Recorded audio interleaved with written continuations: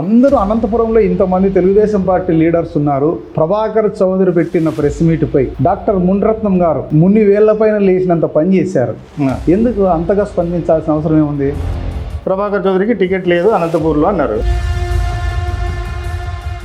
ఆ ఓటు వచ్చినా కూడా రాజకీయ అంటే నేను ఓన్గా నాకు ఇంత ఓటు బ్యాంక్ ఉంది, నేను నడుస్తున్నాను, అసలు నీతో నాకు అవసరమే లేదు అనేది అవకాశం లేదు. ఇంకా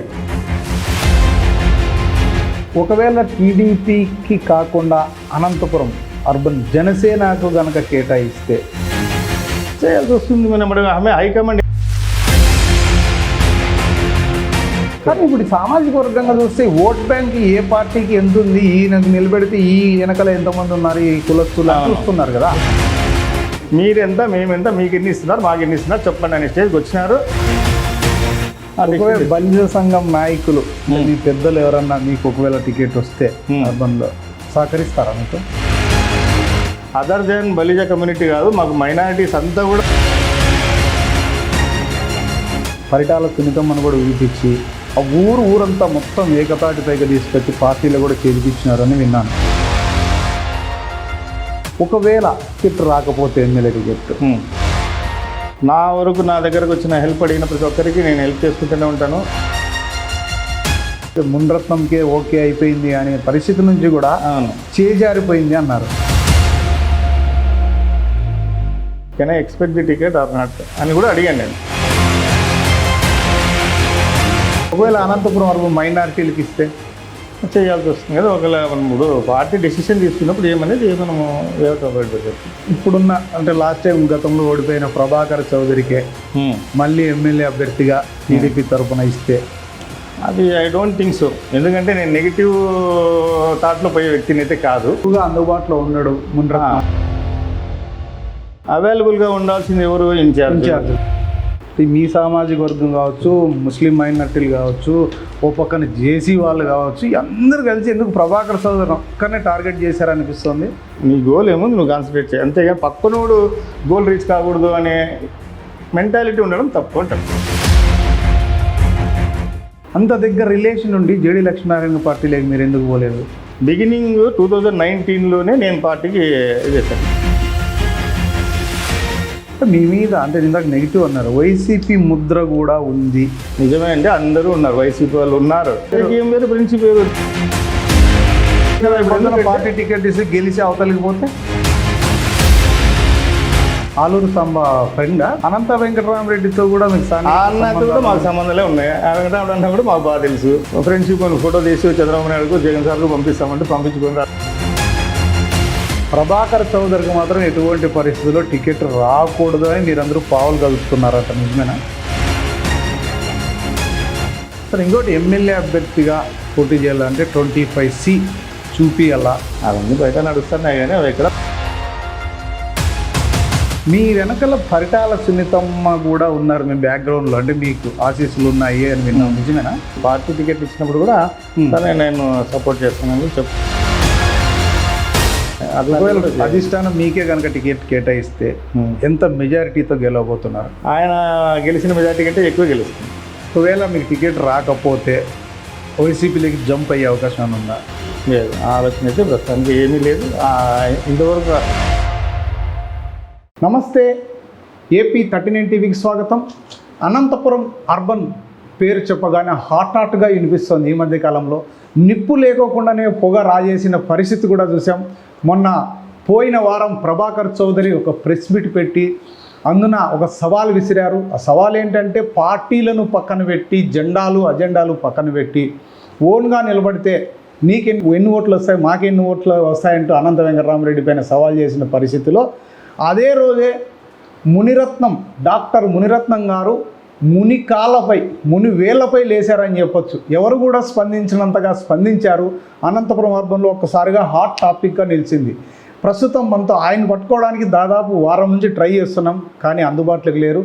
ఈరోజు ఆయన పుట్టినరోజు సందర్భంగా ఆయన అనంతపురం అర్బన్లోకి వచ్చారు. ఆయన కలుసుకున్నాం. సార్ నమస్తే. నమస్తే. వారం రోజులు ట్రై చేయబట్టి మిమ్మల్ని ముందుగా many happy returns of the day sir. Thank you. అందరూ అనంతపురంలో ఇంతమంది తెలుగుదేశం పార్టీ లీడర్స్ ఉన్నారు. ప్రభాకర్ చౌదరి పెట్టిన ప్రెస్ మీట్పై డాక్టర్ మునిరత్నం గారు మున్ని వేళ్ల పైన లేచినంత పని చేశారు. ఆ. ఎందుకు అంతగా స్పందించాల్సిన అవసరం ఏముంది? ఎందుకంటే ఇప్పుడు ఆ టికెట్ ఆశిస్తున్న వ్యక్తిని నేను, నాయకులందరూ కూడా తెలుగుదేశం ఉండొచ్చు కానీ ఆయన ఆశిస్తున్నాడు, నేను ఆశిస్తున్నాం, జరుగుతుంది అక్కడ టైం టు టైము మేము అబ్జర్వ్ చేస్తున్నాము, పొజిషన్ అబ్జర్వ్ చేస్తున్నాం. సో ఫార్ టికెట్ ఎవరికి రాలేదనేది అంటే యాంగ్జైటీ ఎవరికి ఉంటుంది? ఎవరైతే ఆస్పిరెంట్స్ ఉంటారో వాళ్ళకు ఉంటుంది. అవును. సో వాళ్ళకి అక్కడ సిచ్యువేషన్ ఇంకా పెండింగ్లో ఉందని తెలిసి కూడా ఇక్కడ ఇంకొక క్యాండిడేట్ ఇక్కడ అనౌన్స్ చేస్తున్నాడు అంటే రియాక్ట్ అయ్యేది ఎవరు? జనరల్గా ఆస్పిరెంట్ రియాక్ట్ అవుతాడు కదా. సో కాబట్టి అందులో కూడా మేము టైం టు టైం నాకు ఇన్ఫర్మేషన్ వస్తుంది, ఇంతవరకు ఏది ఫైనల్ కాలేదు అన్నట్టు. సో ఆ టైంలో అనౌన్స్ చేయడం అనేది ఇట్స్ నాట్ గుడ్. ఇప్పుడు యాక్చువల్గా చెప్పాలంటే స్ట్రిక్ట్లీ స్పీకింగ్ నాకు వచ్చిన ఇన్ఫర్మేషన్ ప్రకారం అయితే ప్రభాకర్ చౌదరికి టికెట్ లేదు అనంతపూర్లో అన్నారు. నేను ప్రెస్ మీట్ పెట్టలే కదా, ఎందుకంటే అది మేనర్స్ కాదు. మేనర్స్ కాదు. ఎందుకు ఈ మేనర్స్ కాదంటే అఫీషియల్గా ఇన్ఫర్మేషన్ వచ్చే వరకు కూడా మనం బయట చెప్పడం అనేది, అన్అఫీషియల్గా మనం మాట్లాడడం అనేది అది వెయిటేజ్ ఉండదు, దానికి ఇది పద్ధతి కాదు కాబట్టి మేము పెట్టలే. నువ్వు ఆల్ ఆఫ్ సడన్ పెట్టేసి నాకు వచ్చేసింది, నాకు ఇదనేసి చేయడము పద్ధతి కాదన్న విషయంలో నేను రియాక్ట్ అవ్వడం జరిగింది. అధిష్టానాన్ని కలిసారా ఇంతకు ముందే మీరు? కలవడం జరిగింది కాబట్టి మాకు ఆ ఇన్ఫర్మేషన్ ఉంది కాబట్టి మేము చెప్తున్నాం, క్లియర్గా ఉంది. ఉన్నప్పుడు సో అప్పుడు వాళ్ళకేంటి మీకు ఇవ్వము మీకు ఇస్తాము, ఆయనకి లేదు మీకు ఇస్తామని కూడా చెప్పలేదు. So everything is pending. అధిష్టాన నిర్ణయానికి మనం కట్టుబడి ఉండాలి. We have to wait and see. అంతలోనే మనము చెప్పేసుకోవడం అంటే ఏమైందంటే అది ఒక సైడ్ క్యాండిడేట్లని డ్యామేజ్ చేయడము, మా క్యాడర్లో ఉన్న వాళ్ళని నిరుత్సాహపరచడానికో, ఇంకొకటో నీ దగ్గర రాలేని రప్పించుకోవడానికో, ఇవన్నీ టాక్టిక్స్ ఇవన్నీ. ఇంకోటి బాగా ఆలోచిస్తే ప్రభాకర్ చౌదరి గారు ఒక్క ఓటు వచ్చినా కూడా నేను రాజకీయ అంటే నేను ఓన్గా నాకు ఇంత ఓటు బ్యాంక్ ఉంది అని అధిష్టానానికి కానీ క్యాడర్కి కానీ తెలియజేసే ఉద్దేశంతో ఆ సవాల్ విసిరిండొచ్చు అనుకోవచ్చా? ఓన్గా ఓటు బ్యాంక్ అంటే యాక్చువల్గా ఇండిపెండెంట్గా ప్రభాకర్ చౌదరికి నాకెంత ఓటు బ్యాంక్ ఉందో తెలుసుకునే అవకాశం లేదు ఇప్పటికి. అయిపోయింది. ఎందుకంటే మనం ఒక చిన్న పిల్లప్పుడు మన తల్లి మన బుడిబుడి అడుగులు వేసేటప్పుడు చేయి పట్టుకొని నడిపిస్తుంది. నడిపించిన తర్వాత నువ్వు పెద్ద నడిచేసిన తర్వాత నేను నడుస్తున్నాను, అసలు నీతో నాకు అవసరమే లేదు అనేది అవకాశం లేదు. ఇంకా ఉందా చెప్పండి, మీరు చెప్పండి. అవకాశమే లేదు. ఇంక నీకు నడిపించింది, నువ్వు ఆ స్టేజ్కి వచ్చినావు, developed from the flag of TDP. నువ్వు ఇప్పుడు చౌదరి గారు బిగినింగ్లో నువ్వు ఈ ఛాలెంజ్ చేస్తే నేనున్నాను, ఇంతవరకు నాకు పబ్లిక్లో ఎక్కడ నాకు పార్టీ టికెట్ ఇవ్వలే, నాకు ఇన్ఛార్జీలుగా పెట్టలే, ఏం పెట్టలే. నేను ఛాలెంజ్ చేస్తే మీనింగ్ ఉంది. అవును. నువ్వు ఛాలెంజ్ చేస్తే మీనింగ్ లేదు అక్కడ. ఎందుకంటే నువ్వు already developed from the party. నువ్వు చైర్మన్గా కాకముందు నువ్వు ఛాలెంజ్ చేస్తే, చైర్మన్గా కాకముందు వేరే. నువ్వు ఆల్రెడీ చైర్మన్గా పదవులు అనుభవించినావు, ఎమ్మెల్యేగా చేసినావు, ఆల్రెడీ ఫెమిలియర్ అయినావు పబ్లిక్కి. ఫెమిలియర్ అయిన తర్వాత అంతో ఇంత నాకు సైకిల్ వద్దు నేను పక్కన పెడతానంటే కూడా సైకిల్ ఏం పక్కన ఇడిచిపెట్టేం పోదు, నేను నత్తుకునే ఉంటుంది అది. ఆల్మోస్ట్ నువ్వు ఎంత పక్కన పెట్టినా నీకు సైకిల్ క్యాండిడేట్ అంటారు కానీ నీకు వేరే అంటారు కదా. సో కాబట్టి ఆ ఇంపాక్ట్ అనేది స్టిల్ ఉంటుంది అతని మీద. ఒకవేళ టీడీపీకి కాకుండా అనంతపురం అర్బన్ జనసేనకు కనుక కేటాయిస్తే అప్పుడు మీరు టీడీపీ తరపున ఆశిస్తున్నారు. అవును. ఒకవేళ జనసేనకి ఇస్తే చేయాల్సి వస్తుంది. మనం హైకమాండ్ ఏం డెసిషన్ తీసుకుంటుంది అనేది చూద్దాం. అందుకనే ఈరోజు పెండింగ్లో అయితే పెట్టారు. అది పెండింగ్లో అయితే ఉంది. ఇప్పుడు మాకైతే వచ్చిన ఇన్ఫర్మేషన్ ప్రకారం మా టీడీపీకి ఉందంటున్నారు, వాళ్ళైతే జనసేనకు ఉందంటున్నారు. ఇవి ముందు నుంచి నడుస్తున్నాం, మీకు తెలుస్తూనే ఉంది కదా. మీరు అనంతపురం అర్బనే ఆశిస్తున్నారు? అర్బనే ఆశిస్తున్నాం. దీంట్లోనే కొంతమంది ముస్లిం మైనారిటీ నాయకులు నిన్న ఒక మీటింగ్ కూడా పెట్టారు. మేము కూడా జనాభాలో అంటే బల్జులతో పాటు మేము కూడా ఓట్ బ్యాంక్ మాకు కూడా ఉంది, మాకు కూడా మైనారిటీలకు కేటాయించాలని కూడా వాళ్ళు విజ్ఞప్తి చేస్తున్నారు అధిష్టానాన్ని. దీన్ని ఏ విధంగా చూడొచ్చు అంటారు? చెయ్యొచ్చండి. ఇప్పుడు ఎవరికైనా ఇప్పుడు ఆస్పిరెంట్గా ఉండాల్సిన నేను అదే చెప్తున్నాను. ఈవెన్ ప్రభాకర్ చౌదరి ఇష్యూలో 2019లో నేను అప్లై చేసినప్పుడు కూడా కొన్ని మీడియాస్కి వాళ్ళకి వీళ్ళకి ఫోన్ చేసి వాళ్ళ ఆయన నేమ్ ప్రొజెక్ట్ కాకుండా చూడమని ఇట్లాంటివి కొన్ని చేసినప్పుడు కూడా నేను ఒకటే చెప్పాను. నేను ఇప్పుడు మనకి కాలేజీ స్టూడెంట్స్ కానీ కాలేజీ పిల్లలకు ఉన్నంత ఒక పెద్ద మనసు కూడా రాజకీయాల్లో కూడా రాలేకపోతాను. మనం తెలుసుకోవాల్సింది ఏంటంటే ఇప్పుడు ఒక ఎగ్జామ్ పిల్లోడు రాస్తాడు, వాళ్ళు బెంచ్ మీట్స్ ఉంటారు, క్లాస్మేట్స్ ఉంటారు. క్లాస్మేట్స్ బెంచ్ మేట్స్ ఉన్నా కూడా వాళ్ళలో కాంపిటేటివ్ స్పిరిట్ ఉంటుంది. నా పక్కన బెంచ్ మీద పక్కన కూర్చుంటే మా ఫ్రెండ్ కంటే నాకు మార్క్స్ ఎక్కువ రావాలనేది ఉంటుంది వాడి మైండ్లో. కానీ వాడికి మార్క్స్ ఎక్కువ వచ్చినప్పుడు వాడు చాలా స్పోర్టివ్గా కొంచెం లోపల బాధపడినా, అరే నీకు మంచి మార్క్స్ వచ్చినారా, నాకు సినిమా తీసుకోరా, నా పార్టీ అంటాడు. అవునా? సో అది మనము ఆ పెద్ద మనసు ఆ స్టూడెంట్స్లోను ఆ చిన్న పిల్లలలో లేని ఉన్నది కూడా మన దగ్గర లేదు. మనం ఆ కక్షలు కారణాలు పెట్టుకొని ఇది చేస్తున్నాం. ఆయన ఆ స్పోర్టివ్ నేచర్ అనేది లేకోకుండా యాంటీగా ఇది చేసుకోకపోవడాన్ని నేను వ్యతిరేకిస్తాను. అంటే వన్ మ్యాన్ ఆయన అంతే, ఆయనకే ఇది కావాలా ఇంకొక నువ్వు ఎగ్జామ్ ఒకసారి రాసినప్పుడు ఒక పోస్ట్ ఉన్నప్పుడు 100 మంది అప్లై చేస్తారు, 1000 మంది అప్లై చేస్తారు. నువ్వు చదువుకో, నువ్వు కాంపిటేటివ్గా నువ్వు ఎగ్జామ్ రాయి, తెచ్చుకో. ఫర్ ఎగ్జాంపుల్ రన్నింగ్ రేస్ ఉంది. రన్నింగ్ రేస్లో ఎట్లుంటారంటే మీరు వరుస 10 మంది ఉంటారు, ఎదురు టార్గెట్ ఉంటుంది. కాన్సన్ట్రేట్ చేయి, పో. పక్కనోడు పరిగెత్తున్నాడని నువ్వు ఇట్లా చూడడం అనేది వాని కాళ్ళ కింద కట్టుపుల్ల పెడితే వాడు కింద పడిపోతాడు కదా మనం అంటే అది ఎంతవరకు కరెక్ట్? మీ కాలు అడ్డు పెట్టినట్టు అన్నట్లుంటుంది. That is not correct. అది వద్దు. ఎవరి యాంగిల్లో వాళ్ళు వర్క్ చేసుకోండి, టార్గెట్ రీచ్ కాడని చెప్తున్నారు. వాళ్ళు ఇప్పుడు మైనార్టీస్ ఉన్నారు, వాళ్ళు ఆస్పిరెంట్స్గా అడుగుతున్నారు. సంతోషం, ఎవరైనా అడగచ్చు, ఎనీబడి. అదే అంటున్నా, ఆ స్పిరిట్ ఉండాలి. వాళ్ళకు వచ్చినప్పుడు నేను కంగ్రాచులేషన్ చెప్తా, నాకు వచ్చినప్పుడు వాళ్ళు చెప్పచ్చు. సో ఇవన్నీ ఈ అట్మాస్ఫియర్ రావాలంటే నేను ఇప్పుడున్న పరిస్థితుల్లో ఈ కులాల వారీగా ఈ ఓటు బ్యాంకు కావచ్చు, లేకపోతే సామాజిక వర్గం కావచ్చు, ఎందుకు ఈ విధంగా చూస్తున్నారు? మిమ్మల్ని కూడా ఒక సామాజిక వర్గానికి చెందిన ఒక వ్యక్తిగా బల్య సామాజిక వర్గం ఎక్కువ ఓట్స్ ఉన్నాయి కాబట్టి నేను కూడా బల్యల తరపున నేను కూడా బరిలో ఉంటాననే పరిస్థితి అయితే కనిపిస్తోంది. కానీ దీన్ని ఏ విధంగా చూడొచ్చు అంటారు? ఎందుకు ఈ కులాల ప్రాతిపదికన అంటగడుతున్నారు ఇవన్నీ అనేది రాజకీయాలు? ఏంటంటే అండి, మోస్ట్ అన్ఫార్చునేట్ ఏంటంటే ఇప్పుడున్న విషయాల్లో మనము కులాల గురించి డిస్కస్ చేసుకోవడం అనేది మోస్ట్ అన్ఫార్చునేట్. ఇప్పుడు నేను చదివే రోజుల్లో మేము ఉన్నప్పుడు మాకు ఫ్రెండ్ ఒక అతను ఉన్నాడు, టీడీపీలోనే ఉన్నాడు, దాదాపు 30 ఏళ్ళ నుంచి ఉన్నాడు. 35 years మా ఫ్రెండ్షిప్లో రీసెంట్గా మన TV9లో ఎన్కౌంటర్ ప్రోగ్రాంలో ఏదో ఆయన నోటి నుంచి నేను సోన్స్ ఒక క్యాస్ట్కి చెందిన వ్యక్తిని అని చెప్తే తప్ప నాకు తెలియదు. అంటే ఆయన క్యాస్ట్ కూడా, ఆయన క్యాస్ట్ 35 years ఫ్రెండ్షిప్లో కూడా మేము చూడలేదు. ఆ కాన్సన్ట్రేషన్ మాకు ఉండేదే కాదు అసలు. కానీ ఇప్పుడు సామాజిక వర్గంగా చూస్తే ఓట్ బ్యాంక్ ఏ పార్టీకి ఎంత ఉంది, ఈయనకు నిలబెడితే ఈ వెనకాల ఎంతమంది ఉన్నారు, ఈ కులస్తులు చూస్తున్నారు కదా. ఇప్పుడు ఎందుకంటే ఈ ఈక్వేషన్స్ వచ్చేసినాయి. ఇప్పుడు ఏమైందంటే క్యాస్ట్ల పరంగా ఒకప్పుడు లేకుండా ఏ క్యాస్ట్కి ఇచ్చినా చేసుకుంటూ పోయే రోజులు పోయి అవేర్నెస్ అనేది పెరిగిపోయింది, అన్ని క్యాస్ట్లోనే పెరిగిపోయింది. అన్ని అవేర్నెస్ పెరిగిపోయి మాకు పవర్ లేకుండా మీరు తీసుకుంటున్నారే, మాకు ఇంతమంది ఉన్నారు, మాకు కూడా పవర్ కావాలి కదా. పొలిటికల్ పవర్ అనేది ఇప్పుడు ఏమైందంటే పొలిటికల్ పవర్తో ఇప్పుడు ఏమైంది, ఇప్పుడు ఒక ఎమ్మెల్యే అంటే కమిషనర్ వాళ్ళ కిందే ఉంటాడు, పోలీసులు వాళ్ళ కిందే ఉంటారు. ఇప్పుడు అన్నీ అంటే 100% మనం దాన్ని ఎక్కడ ధృవీకరించలేము. వ్యవస్థలన్నీ కూడా చేతుల్లో పెట్టుకొని చేస్తున్నారు అనేది అది బిహైండ్ ది స్క్రీన్ అంతా జరిగిపోతాడు. సో ఇవన్నీ ఇంపార్టెన్స్ చూసినప్పుడు అది మేము కూడా పాలిటిక్స్లో ఉండాలి కదా. మాకు అన్యాయం జరుగుతుంది, మావాడు అంటే ఉంటే మాకు ఇంత అన్యాయం జరిగేది కాదు. ఈ క్యాస్ట్ ఈక్వేషన్స్ వచ్చేసినాయి, ఓపెన్ అయిపోయినాయి, ఓపెన్ సీక్రెట్ అయిపోయింది. లాస్ట్కి అధిష్టానాన్ని కూడా తలనొప్పి అయిపోయింది.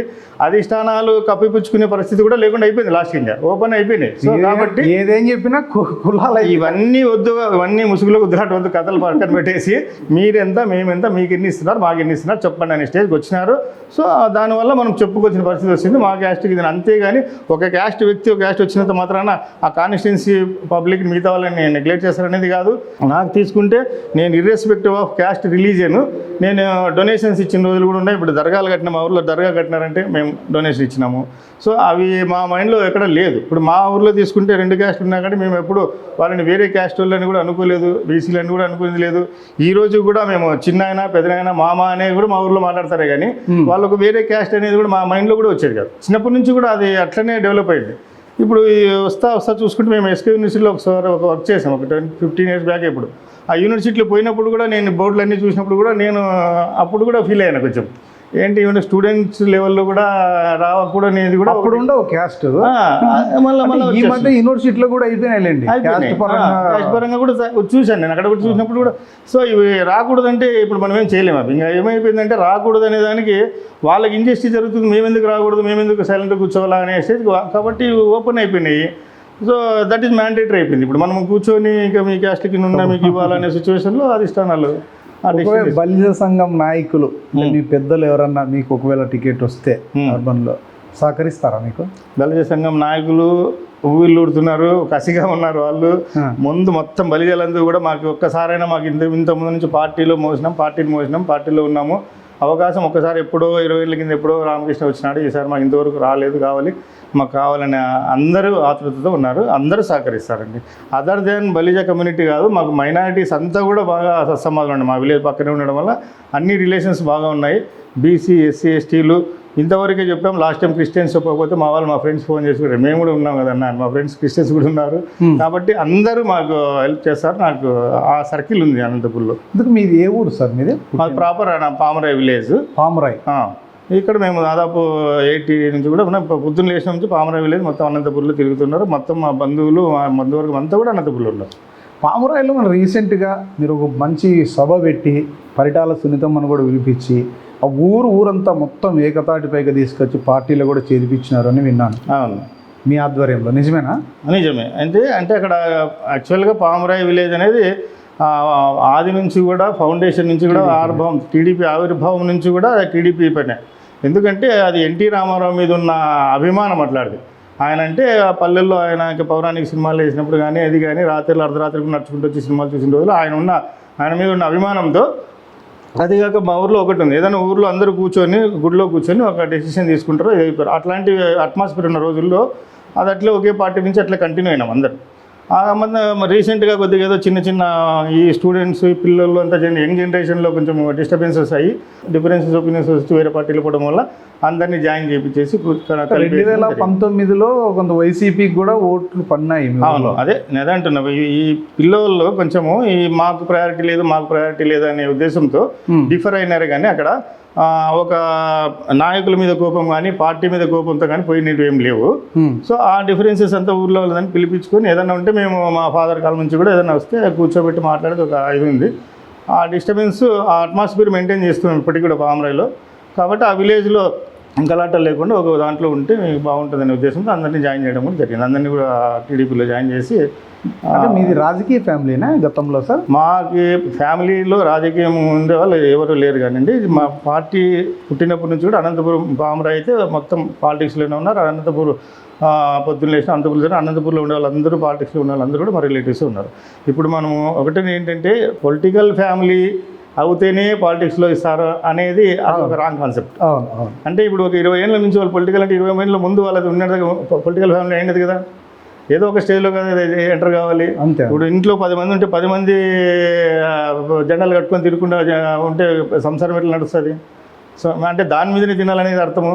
ఇంకా పొలిటికల్ దాంట్లోనే ఇంకా సంపాదించాలి. అంటే ముందు నుంచి మీరు టీడీపీ పార్టీలో కొనసాగుతూనే ఉన్నారు? పార్టీలో మా చిన్న పెదనాన్న అన్న తమ్ముళ్ళు అందరూ కూడా ఉన్నారు. ఇప్పుడు మాకేంటంటే నా ఎడ్యుకేషన్ పరంగా నేను చదువుకుంటూ పోవడము, నేను ఎవరైనా జనరల్గా ఎడ్యుకేషన్ ఫీల్డ్లో ఉన్నప్పుడు జనరల్గా పక్కనే ఉంటారు. దాని తర్వాత నా బిజినెస్ నా ఎడ్యుకేషన్ ఇప్పుడు కాలేజీ అనంతపూర్లో కాలేజీ ఐడిఎస్ఎంటీ కాంప్లెక్స్లో పెట్టినాము. అప్పటి నుంచి కూడా నేను ఇంకా హెల్పింగ్ నేచర్ పిల్లలకి స్టూడెంట్స్కి ఫీజెస్ తక్కువ తీసుకోవడము, ఫీజెస్ లేకుండా సీట్లు ఇవ్వడము, ఇట్లా దాని మీద చేసుకుంటూ వచ్చాను. కానీ పాలిటిక్స్లో తిరిగే వాళ్ళు తిరుగుతున్నారు. ఎడ్యుకేషన్ అంతా ఎక్కడ సాగింది సార్ మీది? మా ఎడ్యుకేషన్ వచ్చేసి స్కూలింగ్ నాకు పామరాయ్ విలేజ్లో జరిగింది 1 to 5th. తర్వాత అనంతపూర్లో చేశాము. Up to intermediate junior college intermediate చేశాను. గుల్బర్గ్ యూనివర్సిటీలో ఇంజనీరింగ్ చేశాను. ఇంటర్మీడియట్ అయిపోతాను. ఎంటెక్ పిహెచ్డి జేఎన్టీలో చేశాను. తర్వాత ఇంకా కన్స్ట్రక్షన్లో ఆల్రెడీ ఇంజనీరింగ్ అయిపోయిన తర్వాతనే కన్స్ట్రక్షన్ ఉంది, కంపెనీ కూడా స్టార్ట్ చేసినాము. తర్వాత 2006లో మేము ఎడ్యుకేషనల్ సొసైటీ పెట్టి కాలేజీ స్టార్ట్ చేసినాం. ఐడిఎస్ఎంటీ కాంప్లెక్స్ ఉంది కదా అక్కడ టవర్ క్లాక్ దగ్గర. సో అందులో 33 years లీజ్ బిల్డింగ్ తీసుకొని అక్కడ కాలేజ్ స్టార్ట్ చేస్తాం. ఇప్పుడు కూడా నడుస్తుంది? ఇప్పుడు కూడా మాకు ఎడ్యుకేషనల్ సొసైటీ కింద కాలేజ్ లేదు కానీ సొసైటీ లైవ్లో ఉంది. మాకు లైవ్లో అయితే society live. Present construction field sir? Construction ఫీల్డ్లో ఉన్నాం. రాజకీయం ఒకవేళ టికెట్ రాకపోతే ఎమ్మెల్యే టికెట్ మీ కార్యాచరణ ఏ విధంగా ఉంటుంది? యాజ్ యూజువల్గా ఉంటుందండి. ఇంతకుముందు కూడా టికెట్ ఈ రోజుల్లో ఎట్లా ఉందో మాకు ఏదైనా నా వరకు నా దగ్గరకు వచ్చిన హెల్ప్ అడిగిన ప్రతి ఒక్కరికి నేను హెల్ప్ చేసుకుంటూనే ఉంటాను. ఇర్రెస్పెక్టివ్ ఆఫ్ ఇది మా విలేజ్ తీసుకుంటే విలేజ్లో ఇక్కడ లోకల్గా ఉన్న ఎవరి నీడ్స్ ప్రకారం ఎవరికి ఏదైనా అవసరం ఉన్నప్పుడు కూడా నేను హెల్ప్ చేసుకుంటూ పోతాను. అదే కైండ్ ఆఫ్ నేచర్ నాది అట్లా కంటిన్యూ అవుతుంది. గతంలో కూడా బీఫామ్ చేతికి వస్తుంది అర్ధరాత్రి వరకు కూడా ఇంకా మున్రత్నంకే ఓకే అయిపోయింది అనే పరిస్థితి నుంచి కూడా చేజారిపోయింది అన్నారు. దీనికంతా కారణం ఎవరైనా అనుకోండొచ్చు మీరు? అదే అంటే ఇప్పుడు మనం చెప్పలేము కానీ క్యాస్ట్ ఈక్వేషన్స్ మీరు అన్నట్లు ఇందాక ఈ క్యాస్ట్ ఈక్వేషన్స్లో వచ్చినప్పుడు నేను అధిష్టానంలో అక్కడ ప్రజావేదికలో 12 o'clock 1 o'clock వరకు కూడా మానిటర్ చేసిన రోజున అక్కడే ఉన్నాం కూడా. జిల్లాలో ఒక 2 బలిజ సామాజిక వర్గానికి ఇవ్వాలనేది ఆలోచన ఉన్నింది. పుట్టపర్తి రఘునాథ్ రెడ్డి సార్కి కన్ఫర్మ్ అయిన తర్వాత కూడా నేను ఒకసారి మళ్ళీ అడగడం జరిగింది. పుట్టపర్తికి కూడా ట్రై చేస్తాను. పుట్టపర్తి అనంతపురం 2 బలిజాస్కి ఇవ్వాలా అనేది ఒక ఇది ఉన్నింది అప్పుడు. ఆ దాంట్లో వర్క్ చేస్తూ పుట్టపర్తి అయితే బలిజాస్కి లేకుండా రఘునాథ్ రెడ్డి సార్కి ఇచ్చారు కదా. సో ఇంకా అనంతపురం అట్లీస్ట్ బలిజా సామాజిక వర్గానికి ఇచ్చే స్కోప్ ఉందా లేదా sir, can I expect the ticket or not అని కూడా అడిగాను నేను. అంటే నేను మా సార్ క్లియర్గా చెప్పారు, అనంతపురం ఇచ్చేమని చెప్పారని కూడా చెప్పారు. టు దట్ ఎక్స్టెంట్ నాకు ఇన్ఫర్మేషన్ వచ్చింది. ఈ తర్వాత 1 పాయింట్ ఈయనకి డిక్లేర్ అయింది. అది ఇప్పుడు కూడా ఈరోజు ప్రకటించారు టీడీపీ తరఫున. అవును, అనంతపురము పెండింగ్ పెట్టారు, అవును, పుట్టపర్తి పెండింగ్ పెట్టినారు. ఇప్పుడు కూడా 2 కూడా అంటే పుట్టపర్తిలో కూడా బల్యలు ఉన్నారా? పుట్టపర్తి కూడా బలిజా సామాజిక వర్గం ఉంది, ఓట్ బ్యాక్ ఉంది. ఎన్ని ఓట్లు ఉంటాయి సార్? తెలియదు కానీ ఎక్కువ శాతం బలిజాస్ ఉన్నారు. అంటే లాస్ట్లో ఈ కాపునాడు వాళ్ళంతా కూడా, రాష్ట్ర కాపునాడు వాళ్ళంతా కూడా జిల్లాల వారీగా తీసుకుంటే అనంతపురం జిల్లా, పుట్టపర్తి, అనంతపురం మా వాళ్ళకి ఇచ్చే అవకాశం ఉంది అని అప్పటి నుంచి ఒక ఇది రాజశేఖర సార్ పీరియడ్ నుంచి అయితేనేమి, చంద్రబాబు నాయుడు గారిని అయితేనేమి అప్పటి నుంచి అడుగుతూ వస్తున్నారు. అసలు గట్టిగా ఆశిస్తున్నారు, రాకపోతే మామూలుగా ఉంటానంటారు. ఇండిపెండెంట్గా పోటీ చేసే ఆలోచన, ఇండిపెండెంట్గా పోటీ ఆలోచన అయితే లేదు. కానీ నేను తర్వాత నా యాక్టివిటీ ఏమనేది నేను చెప్తాను. నేను అది ఎలక్షన్లో ఏమనేది అంటే టికెట్ ఎవరికి కేటాయిస్తారో దాన్ని బట్టి నేను అప్పుడు డెసిషన్. ఒకవేళ అనంతపురం వరకు మైనారిటీలకు ఇస్తే చేయాల్సి వస్తుంది కదా. ఒకవేళ ఇప్పుడు పార్టీ డెసిషన్ తీసుకున్నప్పుడు ఏమనేది మనము పెట్టచ్చు. ఇప్పుడున్న అంటే లాస్ట్ టైం గతంలో ఓడిపోయిన ప్రభాకర్ చౌదరికి మళ్ళీ ఎమ్మెల్యే అభ్యర్థిగా టీడీపీ తరఫున ఇస్తే అది ఐ డోంట్ థింక్ సో. ఎందుకంటే నేను నెగిటివ్ థాట్లో పోయే వ్యక్తిని అయితే కాదు. నాకున్న ఇన్ఫర్మేషన్ ప్రకారం అయితే సో కమ్యూనిటీ ప్రకారం కూడా మీకు రావాలి, whether to Muniratnam or XYZ అనేది ఏదనేది అది that is different issue. So ఆ విధంగా వస్తుందనేది నేను ఎక్స్పెక్ట్ చేస్తున్నాను. సో ఆ కమ్యూనిటీ పరంగా నాకున్న ఇది ప్రకారం కూడా నా క్యాలిక్యులేషన్స్లో మా వాళ్ళందరి దగ్గర ఉన్న ఇన్ఫర్మేషన్ ప్రకారం నాకు అందరూ సపోర్ట్ చేసినారు కాబట్టి నాకు వస్తుంది కమ్యూనిటీ ప్రకారం. నాకు ఒక పాజిటివ్ యాటిట్యూడ్లో ఉన్నాము. సో మీరు అన్నట్టు వచ్చినప్పుడు దీన్ని పిలిచి ఆలోచించినప్పుడు మీకు వస్తుంది అనుకోవడం కరెక్టే. కాకపోతే కొంతమంది అక్కడక్కడ నెగిటివ్ ఎందుకు వినపడుతుంది అంటే నెగిటివ్ ఇంపాక్ట్ ఉంది మీ మీద. ఎక్కువగా అందుబాటులో ఉండడు అందుబాటులో ఇన్ ద సెన్స్ ఎక్కడంటే ఇప్పుడు పార్టీ ఓడిపోయిన తర్వాత ఇన్ఛార్జీలు వాళ్ళు ఉన్నారు. అవును, అవైలబుల్గా ఉండాల్సింది ఎవరు? ఇన్ఛార్జీలు ఉండాలి. ఎవరిని రెస్పాన్సిబుల్ చేస్తారో ఏదైనా జరిగినప్పుడు ఇన్ఛార్జీలు రెస్పాన్సిబుల్ చేస్తారు. ఇప్పుడు నేను నా కళ్ళెదురు ఒక ఇన్సిడెంట్ జరిగింది. IDSMT కాంప్లెక్స్ మాకు రీసెంట్గా అక్కడ కార్నర్ డెమాలిషన్ అయింది, అక్కడ లేపాక్షి కార్నర్ డెమాలిషన్ అయింది. సో ఇవన్నీ కూడా ఇప్పుడు ఆయన డెవలప్మెంట్లో పార్ట్ ఆఫ్ ది డెవలప్మెంట్ అనుకుంటున్నాడు. నాకు జరుగుతుంది ఏమంటే ఈ కుళ్ళు రాజకీయాలని నేను వదిలిపెట్టాలనే ఉద్దేశంతో నేను రాజకీయాలకు రావాలనుకోవడం కూడా ఇది ఒక కారణం. అది ఎందుకు? అది ఇప్పుడు చేసింది వైసీపీ గవర్నమెంట్. ఏదైతే నేను చెప్పబోతున్నా అదే. ఇప్పుడు అట్లాంటి దాంట్లోనే ఆ వైడనింగ్ మైండ్లో పెట్టుకొని ఏదో ఒక టార్గెట్ చేసుకుంటూ పోవడం కాదు. డెవలప్మెంట్ మైండ్లో పెట్టుకొని డెవలప్మెంట్ యాంగిల్లో పోకుండా అక్కడ ఇంటర్నేషనల్గా జరిగింది అనేది నా కాన్సెప్ట్. మిమ్మల్ని టార్గెట్ చేశారు అక్కడ కాంప్లెక్స్లో జరిగినట్లుగా అనిపిస్తుంది. ఎందుకంటే సో మెనీ సర్కిల్స్ దగ్గర అక్కడ పెండింగ్స్ ఉన్నాయి. ఆ దాని మీదనే ఎందుకు పోయినారనేసి నేను ఆల్రెడీ కూడా దాని మీద ఒక కమిషనర్ గారితో డిస్కషన్ జరిగింది, మీటింగ్స్ జరిగినాయి. ఇప్పుడు ఒక రోడ్ అనేది ఎంత విడుతూ వస్తుంది మీకు తెలుసు. డివైడర్ ఉంటుంది, అటుపక్క రోడ్ ఉంటుంది, ఇటుపక్క రోడ్ ఉంటుంది, దాని తర్వాత ఫుట్పాత్ వస్తుంది, డ్రైన్ వస్తుంది, అటుపక్క డ్రైన్ వస్తుంది. So there is the road width. So ఆ road width entire road width complete అయిపోయిన తర్వాత కూడా డెమాలిషన్ చేసిన అవసరం ఎందుకు వస్తుంది? ఈరోజు నేను ఆ అప్రోచ్ కూడా అట్లీస్ట్ వెహికల్ 2 వీలర్ లోపలికి వచ్చే సిచ్యువేషన్ కూడా లేదు. నేను గ్రామ సచివాలయంలో ఉండే లేడీస్ని అందరినీ పోయి నేను అడిగాను ఒకరోజు, ఏమ్మా నువ్వు are able to enter in the building, నువ్వు ఇంత స్టీప్ కొండ మీద నుంచి వచ్చినట్లుందా, నువ్వు 2 వీలర్ నుంచి కిందకి రాగలుగుతావా? మీరు మాకే జెంట్స్కే అక్కడ వచ్చేదానికి ఇది కష్టంగా ఉంది. వాళ్ళకి అడిగారు, సార్ మేము ఏం చేయలేము, మాకు మేము చెప్తే ఎవరు వినేవాళ్ళు, ఎవరికి చెప్పాలో కూడా అర్థం కావడం లేదు. అది మొత్తం దాదాపు అంత స్టీప్ ఉంది. 2 వీలర్ కింద నుంచి పైకి వెళ్ళాలంటే పైకి స్ట్రైట్ అట్టేస్ట్ వచ్చి ఒక్క స్పీడ్తో వెళ్తేనే బయటకు పోతుంది. అక్కడ ఎవరైనా ఆటోలు పార్కింగ్ ఉందంటే వాళ్ళ పరిస్థితి మధ్యలో బ్రేక్ వేస్తే ఇవన్నీ కూడా మీరు పోయి ఎంక్వైరీ చేసుకుంటాం. అంత పరిస్థితి ఉన్నప్పుడు ఇక్కడ కాకపోతే ఇంకొక సెల్లార్లోనే కట్టుకోవచ్చు మీరు. గవర్నమెంట్ పబ్లిక్ సర్వీస్ ఉన్నప్పుడు ఒకవేళ సెల్లార్లు పార్కింగ్ ప్లేస్ కూడా పబ్లిక్ సర్వీస్ కోసమే చేసేదే కాబట్టి గవర్నమెంట్ కన్స్ట్రక్షన్ చేయొచ్చు అనేది కాన్సెప్ట్ ఉంటే even that you can implement. But ఏంటి అంత ప్లేస్ ఉంది సెల్లార్లో, ఆ కార్నర్లోనే ఎక్కడో చోటు కట్టేస్తే వీళ్ళు కన్వీనియంట్గా ఉండేది కదా. ఇవన్నీ అక్కడ లోకల్ దాన్ని బట్టి మానిటర్ చేసుకోవాలి. అంతేగాని సచివాలయం కట్టమన్నారు, నువ్వు ఇక్కడ కడితే నువ్వు అడ్డపడుతున్నావు అది ఇదంటే ఆ రోజుల్లో ఇతను లేడు కదా. ఇన్ఛార్జ్గా ఉన్నప్పుడు 4 years నుంచి ఏదన్నా ఇట్లాంటివి ఉన్నప్పుడు క్వశ్చన్ చేయాలి. ఇది ఎందుకు ఇక్కడ కడుతున్నారు, ఏమైనా క్వశ్చన్ చేసావా? పోనీ క్వశ్చన్ చేసినా కూడా హై హ్యాండ్లింగ్గా మీకు కట్టినారా? వాళ్ళేం కట్టలే హై హ్యాండ్లింగ్గా. అక్కడేమో ఈయన ఎగ్నెస్ట్ ఉన్నట్టు కనిపించలేదు నాకు, అక్కడ గవర్నమెంట్ ఎగ్నెస్ట్ ఉన్నట్టు కనిపించలేదు. ఇట్లాంటివి చేయలేదని చెప్తున్నాను. మరి ఎందుకు మీతో పాటు మీ సామాజిక వర్గం కావచ్చు, ముస్లిం మైనారిటీలు కావచ్చు, ఓ పక్కన జేసీ వాళ్ళు కావచ్చు, అందరూ కలిసి ఎందుకు ప్రభాకర్ చౌదరి ఒక్కనే టార్గెట్ చేశారనిపిస్తుంది? ఇంకా ఆయన క్యారెక్టర్స్, ఆయన బిహేవియర్ ఉండొచ్చు. ఆయనకి ఇప్పుడు ఎట్లా ఉంటుందంటే అండి, ఇప్పుడు ఫర్ ఎగ్జాంపుల్ మీకే 100 మంది శత్రువులు ఉన్నారు ఎందుకు అని అడిగితే అది మనం ఏం చెప్తాము? ఇప్పుడు క్యారెక్టర్ ఎట్లంటే, నేను ఇదాక అదే చెప్పాను, ఇవన్నీ ఎట్లంటే నీకు గోల్ మీద నువ్వు కాన్సన్ట్రేట్ చేయి, నీ గోల్ ఏముంది నువ్వు కాన్సన్ట్రేట్ చేయి, అంతేగాని పక్కనోడు గోల్ రీచ్ కాకూడదు అనే మెంటాలిటీ ఉండడం తప్పు అంటాడు. సో ఇవి కొన్ని నేను అబ్జర్వ్ చేసినట్టు, వాళ్ళు ఏం అబ్జర్వ్ చేశారో ఏముంటారు. సో ఓవరాల్గా ఏంటంటే ఒక వ్యక్తి మీద ఎనిమిటీ ఉన్నప్పుడు ఒక కైండ్ ఆఫ్ అనాలిసిస్ మీకు ఉంటుంది, ఇంకొక కైండ్ ఆఫ్ అనాలిసిస్ ఇంకొకరికి ఉంటుంది. ఎనిమిటీ అనేది కామన్ ఉండొచ్చు కానీ డిఫరెంట్ కైండ్స్ ఆఫ్ అనాలిసిస్ ఉంటుంది. సో మీ ఫ్యామిలీ విషయానికి వస్తే జేడి లక్ష్మీనారాయణ గారితో బంధుత్వం ఉంది, మీకు కో బ్రదర్ కూడా అవుతారు అని విన్నాను. ఇప్పుడు ఆయన ఒక పార్టీ స్థాపించారు, ఆ పార్టీలోకి మీరు ఎందుకు పోలేదు? ఇంత అది దూరం రిలేషన్ కూడా కాదు. అవును, అంటే మీ భార్య ఆయన ఓన్ సిస్టర్సా, అవును, కజిన్స్, అంత దగ్గర రిలేషన్ ఉండి జేడి లక్ష్మీనారాయణ పార్టీలోకి మీరు ఎందుకు పోలేదు? అంటే మాకు ఉందండి, అదే రిలేషన్ ఉంది, అది ఇది ఉంది. కానీ యువర్ రైట్ ఆ క్వశ్చన్. నేను ఏంటంటే బిగినింగ్ 2019లోనే నేను పార్టీకి చేశాను. మీకు ఇంతకుముందే చెప్పాను, పార్టీ పుట్టినప్పటి నుంచి కూడా ఆవిర్భావం నుంచి కూడా అందరు తెలుగుదేశంలోనే ఉన్నారు, అటాచ్మెంట్ అంతా టీడీపీలోనే ఉంది. సో ఆయన 2019లో కంటే ముందు పెట్టలే, ఈవెన్ ఈ మధ్య పెట్టినప్పుడు కూడా నేను ఆల్రెడీ అప్పటికే నేను సార్కి అప్లికేషన్ ఇవ్వడం జరిగింది, సిబిఎన్ సార్కి అప్లికేషన్ ఇవ్వడం జరిగింది, సార్ని రిక్వెస్ట్ చేయడం జరిగింది, ఇవన్నీ జరిగినాయి. జరిగిన తర్వాత నాకున్న క్యారెక్టర్లో నేను all of sudden step back చేసి మళ్ళీ పోయేంత ఏదైతే నేను చేయదలుచుకోలేదు. So let me wait for the thing, నాకు ఏదో ఆపర్చునిటీస్ కూడా ఉన్నాయి కాబట్టి ఎందుకు అన్నెసెసరీగా చేసుకున్న ఉద్దేశంతో వెయిట్ చేయడం జరిగింది అంతే.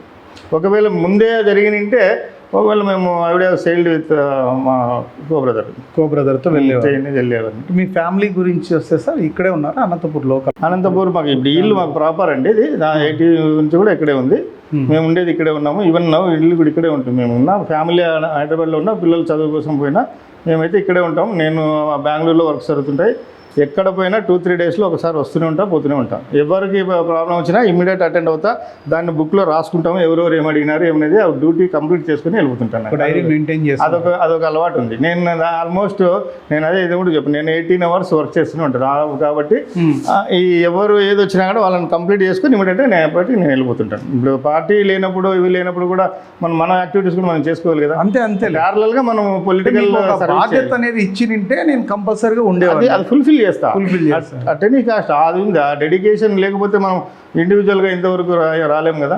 ఏదైనా ఉంటుంది, ఇప్పుడు మీకు ఒక ఛానల్ పెట్టినారంటే మీకున్న డెడికేషన్ మీకు ఉంటుంది కదా, ఎవరికున్న డెడికేషన్ వాళ్ళకు ఉంటుంది. అట్ ది సేమ్ టైం ఇచ్చిన బాధ్యతని ఫుల్ఫిల్ చేస్తాం. ఇవన్నీ ఎట్లంటే కాని వాళ్ళకి ఏదో ఒక నెగిటివ్ చెప్పాలనే ఉద్దేశంతో చెప్పుకుంటూ అంటారు, కానీ మెజారిటీలో నాకు ఎక్కడ ఇవి లేదు అందుబాటులో. నేను మామూలుగా నేను ఫోన్లో వచ్చి ఇమీడియట్గా వస్తాను, ఇదే డ్యూటీ పెట్టుకుంటాను. ఈవెన్ మా విలేజ్ ఏదైనా ఇష్యూస్ వచ్చినప్పుడు కూడా ఏ చిన్న వచ్చినా ఇంటెన్షన్గా కూడా వచ్చిన రోజులు ఉన్నాయి, అదే పనిగా వచ్చి కూడా మళ్ళీ ఏదైనా డిస్టర్బ్ అవుతుందేమో ఇలా అనేసి వచ్చి పిలిపించి మాట్లాడుకొని చేసుకున్న రోజు కూడా ఉంది. మీ మీద అంటే ఇందాక నెగిటివ్ అన్నారు, వైసీపీ ముద్ర కూడా ఉంది మీ మీద అక్కడక్కడ వినిపిస్తుంది. ఇంతకుముందు వైసీపీలో వాళ్ళకు కూడా టచ్లో ఉంటాడు, బాగా వాళ్ళతో కూడా స్నేహంగా ఉంటాడు అనేది వినిపిస్తుంది, నిజమేనా? నిజమే అండి, అందరూ ఉన్నారు, వైసీపీ వాళ్ళు ఉన్నారు, సిపిఎం వాళ్ళు టచ్లో ఉన్నారు, సిపిఐ టచ్లో ఉన్నారు, ఇప్పుడు కాంగ్రెస్ ఇంతకుముందు వచ్చిన కాంగ్రెస్ టచ్లో ఉన్నారు. మాకు ఎవరు తెలియదు, ఇప్పుడు అనంతపురం పుట్టినప్పటి నుంచి ఉన్న ఇల్లు. ఇప్పుడు కాంగ్రెస్ తీసుకుంటే రాగే పరశురామ లేడా, ఇంతకుముందు ఉన్న వాళ్ళందరూ కూడా మాకు పరిచయమే. అన్ని పార్టీలు ఉంటారండి. ఇప్పుడు ఉన్న తర్వాత రాజకీయం వేరు, ఫ్రెండ్షిప్ వేరు, దీని డెడికేషన్ దీనికే ఉంటుంది, దీనికే ఉంటుంది. దానివల్ల వాట్ వైట్ ఈజ్ నెగిటివ్ చెప్పండి మీరు? ముద్ర అయితే వేయకూడదు అంటారు. అదే వేయకూడదు కదా, what white is negative positive అంటారు మీరు? అంటే పాజిటివ్ ఏనో, అంటే వాళ్ళ టచ్ పార్టీ టికెట్ ఇస్తే గెలిచి అవతలికి పోతే అనేది మీరు నెగిటివ్గా తీసుకుంటాండి. అది ఇప్పుడు పార్టీ టికెట్ మాకు వస్తే వాళ్ళ లొసుకులు మా దగ్గర ఉంటే మేము తీసుకోవచ్చు, మేము వర్కౌట్ చేసుకుంటాం అనేది ఎందుకు అనుకోకూడదు? మా దగ్గర వాళ్ళ లొసుకులు కూడా ఉన్నాయి కదా, అది కూడా కరెక్టే అవునా కదా. కాబట్టి మనకు డెడికేషన్, మనం ఎంతవరకు మనము డెడికేటెడ్గా ఉంటాము, మనం ఎంతవరకు డీవియేట్ అవుతామనేది సెల్ఫ్ క్యారెక్టర్ మీద ఉంటుంది. ఆ పర్సన్ కంటే ఒక క్యారెక్టర్ ఉంటుంది.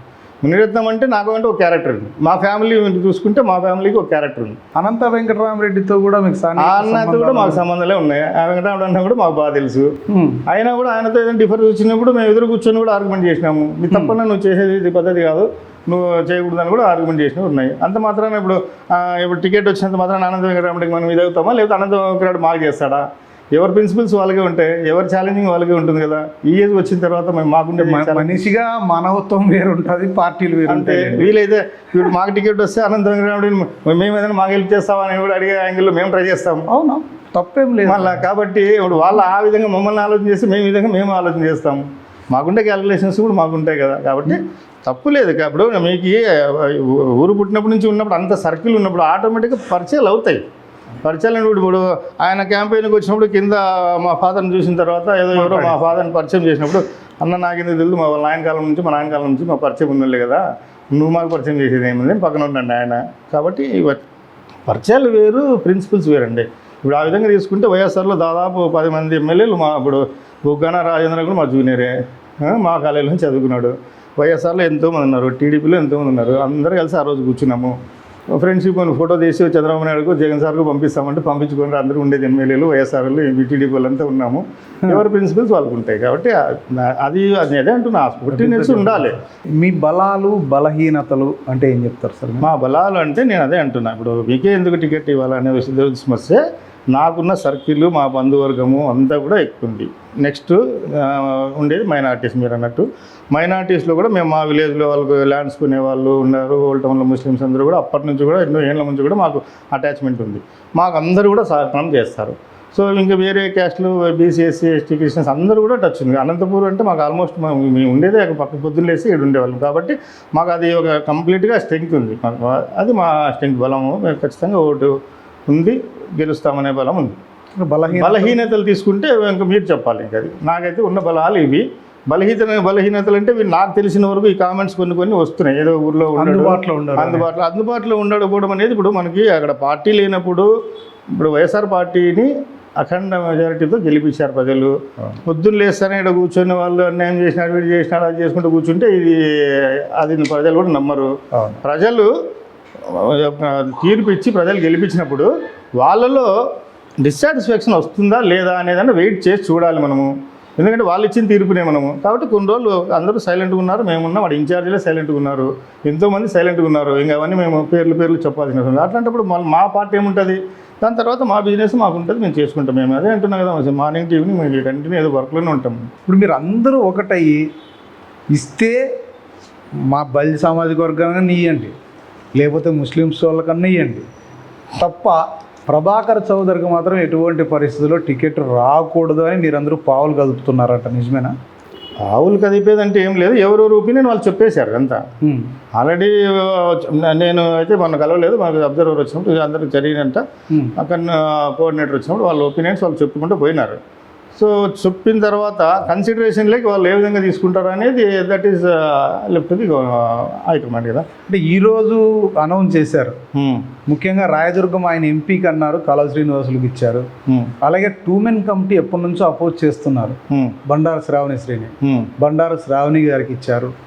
ఇవన్నీ ఏ విధంగా చూడవచ్చు అంటే మిగతావన్నీ ఆల్మోస్ట్ ఇంకోటి సవితమ్మ, బీకే పార్థసారథి ప్లేస్లో సవితమ్మ కొత్త తీసుకొచ్చినారు. ఇవన్నీ మంచి పరిణామం అంటారా? పరిణామాలు కదా. ఇప్పుడు కొత్త అనేది రావాలండి. కళ్యాణ్ దుర్గం కూడా పర్సన్ అనేది కొత్త పర్సన్ అంటూ వస్తుండాలా. ఇప్పుడు మనది ఒక సిస్టమ్ ఉంది, బ్రిటిష్ వాళ్ళది పెట్టిపోయిన సిస్టమ్ నుంచి కూడా ఈ ట్రాన్స్ఫర్స్ ఇవన్నీ కూడా వాళ్ళనైతే తరుముకొట్టినాం, కానీ సిస్టమ్ అయితే మనం ఇంప్లిమెంట్ చేసుకుంటున్నాం కదా. ఎనిమి అయినా కూడా అది ఆ క్యారెక్టర్ కానీ అది మంచి క్వాలిటీస్ ఉన్నప్పుడు మనం ఇంట్రడ్యూస్ చేసుకోవాలి. సో ఆ సిస్టంలో చేంజ్ అనేది జరుగుతూ ఉంటే ఆ పర్సన్ అనేది ఆ ఇంపాక్ట్, ఆ చెడు అయితే ఏది ఉంటుందో అది పోతూ ఉంటుంది, ఇంకోటి వస్తూ ఉంటుంది. మంచి కానీ చెడు కానీ ఏదైనా న్యూ పర్సన్కి మనము ప్రయారిటీ ఇవ్వాలి, కొత్త అనేది మనకు చేసుకుంటూ పోవాలి. అంతేగాని ఒకే పర్సన్ ఒకే ఉండాలా అనేది అది కూడా మంచి కాన్సెప్ట్ కాదు కదా. అవును, కొత్త వస్తున్నారు ఇప్పుడు రావాలి కదా. లేకుంటే ఈ పార్టీలు ఇవన్నీ ఎందుకు వస్తున్నాయి? ఇప్పుడు ఆమ్ ఆద్మీ పార్టీ ఎలా వచ్చింది, అంత తొందరగా వచ్చి చెప్పింది. అట్లా ఒక్కొక్క పార్టీ వస్తున్నాయి కదా. ఇప్పుడు కాంగ్రెస్ నుంచి ఇన్ని కాంగ్రెస్లు ఎందుకు వచ్చినాయి? మళ్ళీ వచ్చిన పార్టీలు మళ్ళీ ప్రజలందరూ కూడా అన్ని కొత్త పార్టీలే కదా. ఇంతమంది పార్టీలు వచ్చినా కూడా వాళ్ళు ఎంత ధైర్యంతో పెడుతున్నారు? ఎందుకు పెడుతున్నారు? ప్రజలు ఆదరిస్తారనే నమ్మకంతో పెడుతున్నారు. డెఫినెట్గా ఎంకరేజ్ చేస్తారు పబ్లిక్. ఎందుకంటే సో వాళ్ళు they want some change and some development. ఒకే పర్సన్కి ఒకే ఫ్యామిలీకి పుట్టినప్పటి నుంచి ఇవ్వాలని ఏ పబ్లిక్ అనుకోరండి. సరే, ఇంకోటి ఎమ్మెల్యే అభ్యర్థిగా పోటీ చేయాలంటే 25C చూపియాలా అకౌంట్లో కానీ క్యాష్ కానీ అంటారు, నిజమేనా? అవన్నీ బయట నడుస్తున్నాయి కానీ అవి ఎక్కడ మిమ్మల్ని అడగలేదా మీరు పార్టీ ఎంత ఉంది మీ దగ్గర అడిగింది లేదు, ఎవరు అడిగింది లేదు. అవుఫార్ ఫైనాన్షియల్ బ్యాక్గ్రౌండ్ వెనకలు ఎవరున్నారు ముందర ఎవరున్నారు అని అడిగింటారు కదా. ఇవన్నీ ఏం రాలేదు, మాకు పిక్చర్లకి అయితే ఏం రాలేదు. నడుస్తున్నాయి అంత బయట అంతా ఎవరు వాళ్ళు అడుగుకుంటున్నారు కానీ బట్ ఎలక్షన్ చేసే అట్లీస్ట్ ఎక్స్పెండిచర్ వరకు కేపబుల్ కాదా అనే విషయం అయితే. మీకు వెనకాల బ్యాక్గ్రౌండ్ అంటే ఆ నలుగురో లేదా ఆ 10 మందో ఎవరిని ఉన్నారా మీకంటూ ఫ్రెండ్షిప్? ఎవరిని వస్తే మీకు టికెట్ వస్తే నేను ఉన్నాను, నేను ఇస్తా 50 లక్షలు, నేను ఖర్చులు పెట్టేటోళ్ళు ఏమైనా ఉన్నారా మీకు? అంటే నా క్యారెక్టర్ ఈ రోజు వరకు కూడా నేను ఇచ్చినదే కానీ నేను తీసుకునేది అయితే ఎప్పుడు లేదు. ఇవ్వడం తప్ప తీసుకునే నేను ఏదైనా టెంపుల్స్లో కానీ ఇంకోటి కానీ ఇచ్చింది కానీ నేను ఈ రోజు కూడా నాకు 1-2 మాకు ఏదైనా కాల్స్ వచ్చినప్పుడు కూడా నేను చెప్తున్నది ఒకటే, అన్న నాకు చాలా సంతోషము, మీరు అడిగిందని ఐఎమ్ వెరీ హ్యాపీ, నీకు రావాలా, నువ్వు వస్తే మేము దగ్గర ఉంటామని అన్నందుకే హ్యాపీ నాకు. ఇంకా మనీ అనేది వదిలిపెట్టింది, దాన్ని చూద్దాం, మనకు అవసరం లేదు అది. సో అని ఆశీర్వాదం చాలు అంతేగాని అట్లాంటివి అయితే నాకు ఇంతవరకు. ఇంకో విషయం చాలా మంది చెప్తుంటారు, మున్రత్నం గారు బాగా ఖర్చు పెడుతుంటారు, పబ్లిసిటీని కోరుకోరు. కరోనా సమయంలో కూడా చాలా సేవా కార్యక్రమాలు చేశారు. తర్వాత మీ పుట్టినరోజు అప్పుడు కూడా ఏవో ఒకటి చేస్తూనే ఉంటారు. బట్ మీడియా ముందు కానీ లేకపోతే ఇది నేను చేసినానని కానీ అసలు మీరు ఆ లైన్లోనే ఉండరంట. మీరు ఏమైనా డబ్బులు ఖర్చు పెట్టమని ఎవరు చెప్పేసి వెళ్ళిపోతారు తప్ప ఎందుకు? చాలామంది పబ్లిసిటీ కోరుకుంటారు కదా, మీరు ఎందుకు దూరంగా ఉంటున్నారు? కరెక్ట్. నాకు ఏంటంటే అప్పటి నుంచి నా నేచర్ అట్లనే డెవలప్ అయిందండి. అది చిన్నప్పటి నుంచి నేను ఎక్కడ టెంపుల్స్కి డొనేషన్ ఇచ్చినప్పుడు కూడా నేను ఆ బోర్డులో నా పేరు ఉందేమో చూసుకొని మళ్ళీ అడిగితే కూడా ఆ బుక్లెట్ ప్రింట్ చేసి నా దగ్గరికి ఎప్పుడైనా తీసుకొస్తాను. సార్ ఎందుకు తీసుకొస్తున్నాను అంటే, అన్న మీకు ఈ పేజీలో పేపర్ నాకు ఎందుకు అండి అవసరం లేదు, ఇచ్చేసాను కదా, అయిపోయింది. That is the god is there. కాబట్టి మన ఈ బుక్లో పేపర్ ఉండాలంటే ఉండాలన్నా, లేకుంటే ఎవరు అవన్నీ అవసరం లేదు, నేను ఇవ్వాలని అట్లా నేను అనుకున్నాను. కానీ ఈవెన్ కరోనాలో కూడా చేసాము. ఈ బాబా టెంపుల్, ఇప్పుడు వేణుగోపాలంలో బాబా టెంపుల్ కట్టినప్పుడు ఒక ఎగ్జాంపుల్ మీకు, అదే వచ్చి ఎక్స్కవేషన్ జరిగినప్పుడు నా దగ్గరికి వచ్చినారు. జనరల్గా ఇక్కడ నాగేష్ అని ఉన్నారు పోలీసు కూడా, వాళ్ళ ఫాదర్ వచ్చాడు నా దగ్గరికి. జనరల్గా చెప్పాడు ఇట్లా డొనేషన్ కావాలా అది ఇది అంటే, నేను నా థింకింగ్ వేరు, మిగతా వాళ్ళ థింకింగ్ వేరు. నేనేం చెప్పానంటే, నేను ఓవర్ ది పీరియడ్ ఆఫ్ టైంలో అయితే కన్స్ట్రక్షన్ జరుగుతుంటుంది, అప్పుడు కొద్దిగా మెటీరియల్ పంపించవచ్చు కానీ అటెస్టేజ్ డొనేషన్ అంటే ఇది ఖర్చు, ఇది బర్డెన్ అవుతుంది మనిషి, నేను మీరు స్టార్ట్ చేయండి అంకుల్, నేను ఇస్తాను, నేను ఈ go head with the construction అంటే. ఆయన అన్నాడు టైల్స్ ఆ టైంలో ఏదో ఒకటి చేస్తాంలేండి అని అంటే, అన్ని టైల్స్కి, విగ్రహాలకి, వీటి అన్నిటికీ కూడా డోనర్స్ అంతా రెడీగా ఉన్నారు. ఇప్పుడు కనపడకుండా ఉండేటివి ఈ కడ్డీలు, ఈ గుంతలు తవ్వినప్పుడు వీటికి అయితే ఎవరు లేరు ఉండదు, నాకు దీనికే ఇప్పుడు మాకు ప్రాబ్లం అవుతుంది అని అన్నాడు. సరే ఏదైతే నేను ఇంకా దేవుడు ఏది ఇచ్చినా చూస్తాడు కదా, సరే నేను ఇస్తాను లేండి అంకుల్ అని స్టీల్ పంపించడం జరిగింది. అదే అయిపోయింది. తర్వాత కరోనాలో వచ్చినప్పుడు ఐఎమ్ ద ఫస్ట్ పర్సన్, నేను సత్యయేష్ బాబు గారు అని ఎస్పీ ఉన్నారు. అప్పుడు ఉన్నప్పుడు నేను ఫస్ట్ అప్రోచ్ అయిన పర్సన్ నేను, అంటే నాకు తెలియదు కానీ నేను ఫస్ట్ అప్రోచ్ అయ్యానని ఆయన చెప్తే తెలిసింది. సో నాకేమనిపించింది అంటే, జస్ట్ ఫీల్ అయినప్పుడు ఏదైనా చేయాలనిపిస్తుంది చేస్తాను కానీ ది పబ్లిసిటీని ఇంకోటి అది లైక్ చేయను. బట్ నేను వచ్చేటప్పుడు బెంగళూరు నుంచి వచ్చేటప్పుడు అక్కడ ఒక ఆర్గ్యుమెంట్ జరుగుతుంది, ఒక ఎస్ఐకి పబ్లిక్ చెక్ పోస్ట్ దాటి రావాలి, అక్కడ అలో చేయట్లేదు. ఎస్ఐతో ఎవరికో ఫోన్లో చేయించాడు, ఫోన్ తీసుకొని మాట్లాడు, మాకు అతను ఉన్నాడు ఇతను ఉన్నాడు మా పరిచయం అని చెప్తున్నాడు. ఆ ఫోన్లే టచ్ చేయకూడదు కదా మన అప్పుడు, ఆ ఫోన్ టచ్ చేయడం కూడా కాంటాక్ట్, ఇది నువ్వు తీసుకోవాల్సిందే మాట్లాడాల్సిందే అని ప్రెజర్ పెడుతున్నాడు అతని మీద. సో ఇది నాకు అనిపించింది, అందరూ ఇళ్ళలో లోపల పోయి డోర్లు వేసుకునే సిచ్యువేషన్లో కూడా వీళ్ళు కూడా రోడ్ల మీద వచ్చి కూడా డ్యూటీ చేయాల్సిన పరిస్థితి ఉంది వీళ్ళది. సో డిపార్ట్మెంట్ అనేది ఎంత ప్రయారిటీ అనేది అప్పుడు పబ్లిక్ అందరికీ తెలిసింది, అది మొత్తం ప్రపంచానికే తెలిసింది. వాళ్ళు ప్రాణాలకి తెగించి కూడా రోడ్ల మీద తిరిగినారు. ఆ టైంలో నేను ఆ చూసిన ఇన్సిడెంట్ అట్లే వచ్చేసి ఎస్పీ గారి దగ్గరికి వెళ్ళాను. వెళ్ళేసి సార్ ఇట్లా అనుకుంటున్నాను, మీకు మాస్కులు మామూలు మాస్కులే వేసుకున్నారు వాళ్ళు, N95 లేదు అప్పుడు, మనం N95 మాస్కులు ఇస్తామనుకుంటున్నాను మీ డిపార్ట్మెంట్కి సార్, నేను చూశాను, నేను ఇంప్రెస్ అయ్యాను అది అంటే. ఆయన అన్నాడు, నేను ఫస్ట్ టైం చూస్తున్నాను ఇట్లా, నాకు ఇంతవరకు అయితే ఎవరు రాలేదు ఇచ్చేకి ఆఫర్ చేసేకి, అది తీసుకోవచ్చో లేదో తెలియదు, నేను తర్వాత చెప్తాను మీకు, నేను రైట్ నౌ అయితే నేను ఆలోచన చేసి చెప్తాను అన్నాడు. ఫోన్ నెంబర్ నా నంబర్ తీసుకున్నారు. తర్వాత కాల్ చేసేసి ఇట్లా మాస్కులు కాకుండా షీల్డ్ వస్తాయి కదా అవి, షీల్డ్ తెచ్చుకున్నారు వాళ్ళు, బెంగళూరు నుంచి షీల్డ్ తెచ్చుకున్నారు. సో తర్వాత మరి మేము హైదరాబాద్లో కూడా సైబరాబాద్ కమిషనర్గా ఆయన సజ్జనార్ గారు ఉన్నారు. సజ్జనార్ గారికి కాంటాక్ట్ చేయడం జరిగింది. సజ్జనార్ గారు అడిషనల్ సిపిగా ప్రవీణ్ కుమార్ రెడ్డి అనే ఆయనకి అటాచ్ చేస్తే వాళ్ళకి అడిగితే వాళ్ళు కూడా మాస్క్లే ఆఫర్ చేశాం కానీ వాళ్ళు డిఫరెంట్ ప్రొవిజన్ ఏదో తీసుకున్నారు వాళ్ళు, అది ఇది ఇచ్చడం జరిగింది. బెంగళూరులో అడిగితే వాళ్ళు మా స్కూల్లో ఏదో మేమేదో సర్వైవ్ అవుతాం సార్, అక్కడ డిపార్ట్మెంట్లో కూడా అడిగితే మేమేదో అవుతున్నాము. సౌత్ ఆఫ్రికా నుంచి స్టూడెంట్స్ చాలామంది వచ్చినారు, అక్కడ ఫుడ్ కూడా ప్రాబ్లం ఉంది వాళ్ళకి, హారబుల్గా ఉంది సిచ్యువేషన్. సో వాళ్ళకి కొంచెం ఫుడ్ అరేంజ్మెంట్స్ చేయండి అంటే అక్కడ చేయడం జరిగింది. నేను కొన్ని తీసుకుంటే ఇప్పుడు ఈ బెగ్గర్స్ది కూడా నేను ఒకటి మన యాక్చువల్గా గవర్నమెంట్ కూడా బెగ్గర్స్ చిన్న పర్సెంటేజ్ ఉన్నాయి. ఇప్పుడు వీళ్ళకి సమ్ ఎన్జిఓస్కి వాళ్ళకి వీళ్ళందరూ కూడా నేను చిన్న చెప్తుంటాను, ఫంక్షన్స్కి లేదంటే బర్త్డేస్కి వీళ్ళందరినీ సెలబ్రేట్ చేసుకునే వాళ్ళందరికీ కూడా ఇప్పుడు మనకి హార్డ్లీ నాట్ ఈవెన్ 1% బెగ్గర్స్ ఉంటారు మనకి. ఇంతమంది ఇన్ని గవర్నమెంట్లు వస్తున్నాయి, ఈ బెగ్గర్స్ని లేకుండా చేయలేమా మనము? వాళ్ళందరినీ తీసుకుని ఒక షెల్టర్లో పెట్టి వాళ్ళకి ఫుడ్ ఇవ్వలేమా? గవర్నమెంట్ ఇవ్వగలుగుతుంది కదా. ఇన్ని పథకాలు పెడుతున్న గవర్నమెంట్ వాళ్ళని తీసుకుపోయి ఒకటి పెట్టేసి ఏదో ఒకటి ఒక షెల్టర్లో పెట్టేసి వాళ్ళకి ఫుడ్ ఇచ్చి, if they are really capable of doing work, వాళ్ళకి ఏదైనా మెడికల్ టెస్ట్లు చేసి వాళ్ళతో వర్క్ చేయించుకోండి. ఇప్పుడు జైళ్ళలో కూడా వాళ్ళతో వర్కులు చేసుకుంటున్నారు కదా. అంటే వాళ్ళు వదలకూడదు, వదిలితే మాత్రం మళ్ళీ మళ్ళీ వస్తారు, బెగ్గింగ్కి వస్తారు. వాళ్ళని వదలకూడదు. ఏదైనా you do work, if you're not able of doing work you take food, అంతే. గవర్నమెంట్ ఫీడ్ చేస్తుంది, అది చేసుకోండి. ఇంకొక సమస్య ఉంది ఇక్కడ దీంట్లో, డాగ్స్ అనేది అది కూడా పెద్ద సమస్య, చాలా సమస్య అయిపోయింది. ఇప్పుడు కారులో తిరుగుతుంటే మనకు అర్థం కావట్లేదు, ఒక చిన్న పిల్లలు రోడ్డు మీద ఎట్లా వెళ్తుంటారో అనేది ఇప్పటికీ అర్థం కాదు. మొన్న కూడా చాలా జరిగింది. 2-వీలర్ పోతే 2-వీలర్ అంటే అప్పుడే డాగ్ తరముకుంటే వస్తున్నాయి. ఇప్పుడు వీటిని ఎన్నిసార్లు మనం కంప్లైంట్ చేసినా మున్సిపాలిటీ వాళ్ళు చేస్తుండే అందులో బర్త్ కంట్రోల్ సిస్టమ్ అంటారు వాళ్ళు. బర్త్ కంట్రోల్ సిస్టంలో ఇంజక్షన్లు ఎన్ని డాగ్స్కి వేస్తున్నారు? ఇప్పుడు పిల్లలు పుట్టడం లేదా, డాగ్స్కి పుడుతూనే ఉన్నాయి కదా. మన కళ్ళు ఎదురుకున్న చిన్న పప్పీస్ తిరుగుతుంటాయి. అంటే ఇంకా ఇప్పుడు బర్త్ కంట్రోల్ సిస్టమ్ ఫెయిల్యూర్ అయింది అనేది అర్థము. వాళ్ళు ఇంప్లిమెంట్ చేసారు, వాళ్ళు ఫెయిల్యూర్ అయినారనేది చెప్పడం కాదు, కానీ వాళ్ళు కూడా లార్జ్ స్కేల్లో ఎంతవరకు అయినా చేస్తుంటారు, వాళ్ళని కూడా బ్లేమ్ చేయడం అనేది కాదు. బట్ దీనికంటే ఒక సిస్టమ్ ఏదైనా నేను కూడా కోరుకునేది ఏమంటే, ఆ సుప్రీంకోర్టులో ఒక డివిజన్ పిటిషన్ ఎవరైనా వేసి దాన్ని ఏదైనా జడ్జిమెంట్ని కూడా చేంజ్ చేసుకుని ఏదైనా చేస్తే బాగుంటుంది. లేదా ఈ డాగ్ లవర్స్ చాలామంది ఉన్నారు, వీళ్ళు కంప్లైంట్ చేస్తున్నారు, పోయి అక్కడ రీప్లేస్మెంట్ చేసినా కూడా వెళ్ళి కంప్లైంట్ చేస్తున్నారు. సో వీళ్ళందరికీ కూడా నేను చెప్తుంది ఏంటంటే, మీరు ఈ ఫంక్షన్స్కి వీటికి పెట్టే ఖర్చుల్లో సమ్ పర్సెంటేజ్ మీరు డైవర్ట్ చేసి గవర్నమెంట్కి ఏదైనా చేస్తే వాళ్ళకి ఒక షెల్టర్ పెట్టేసి డాగ్స్ అన్నీ అక్కడ పెట్టేసి చేసుకోవచ్చు. మనదేంటి బర్త్ కంట్రోల్ సిస్టమ్ అయిపోయిందంటే, ఉన్న డాగ్స్ అక్కడ షెల్టర్ ఇస్తే అవి చనిపోయేంత వరకు మనం ఫీడ్ చేయగలిగితే దేర్ ఇన్స్ మ్యాటర్, అంతే కదా. ఇప్పుడు నువ్వు చేస్తుంది ఏంటి, బర్త్ కంట్రోల్ చేస్తున్నావు, ఇంకా ఫర్దర్ డాగ్స్ రాకూడదు అనుకుంటున్నారు. ఈ ఉన్న డాగ్స్ని మనం టిల్ ది డెప్త్ మనం చంపకూడదు, టిల్ ది డెప్త్ మనం కాపాడితే అయిపోయింది కదా. అది ఒకటి సిస్టమ్ చేసుకోవచ్చు. ఇట్లాంటివన్నీ కూడా మైండ్లో పెట్టుకొని చేయాలనేది అయితే ఉందండి. మంచి 5,000 రూపాయలు వస్తువులు ఖర్చు పెట్టి 10,000 రూపాయలు మీడియాకు ఖర్చు పెట్టిన సందర్భాలు నేను చూశాను కదా. బట్ మీరు ఇన్ని లక్షల రూపాయలు ఖర్చు పెడుతూ ఎందుకు మీరు పబ్లిష్ చేసుకోవచ్చు కదా, అందరూ అదే కదా చేస్తుండేది. అదే అంటున్నారు, కానీ అదే నాకు అట్లా అయితే రాజకీయంలో అది కూడా అవసరమే అనిపిస్తుంది. అదే ఈ రోజు నా బర్త్డే రోజు కూడా నేను అందరి పొద్దున కాల్ చేసి కేక్ కట్ చేస్తాము అది అంటే కేక్ కట్ చేసేది వద్దు, కానీ అది ఏదైనా దాని ఎక్స్పెండిచర్ ఉందంటే మనం యాక్చువల్లీ ఈరోజు ఐ క్యాంపులు పెట్టాలని చూసాము డివిజన్స్లో అంతా. సూపర్, మంచి అంతా మొత్తం ఫ్రీ ఐ క్యాంపులు పెట్టేస్తాము. నాకు యాక్చువల్గా నా బర్త్డే కూడా నాకు గుర్తు కూడా ఉండదు.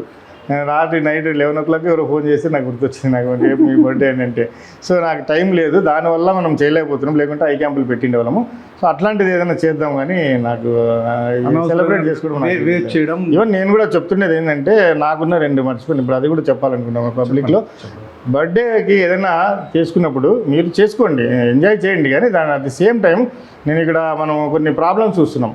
నేను లాస్ట్ టైము బెగ్గింగ్ దాని గురించి కూడా గవర్నమెంట్కి ఒకటి రావాలని చూశాను.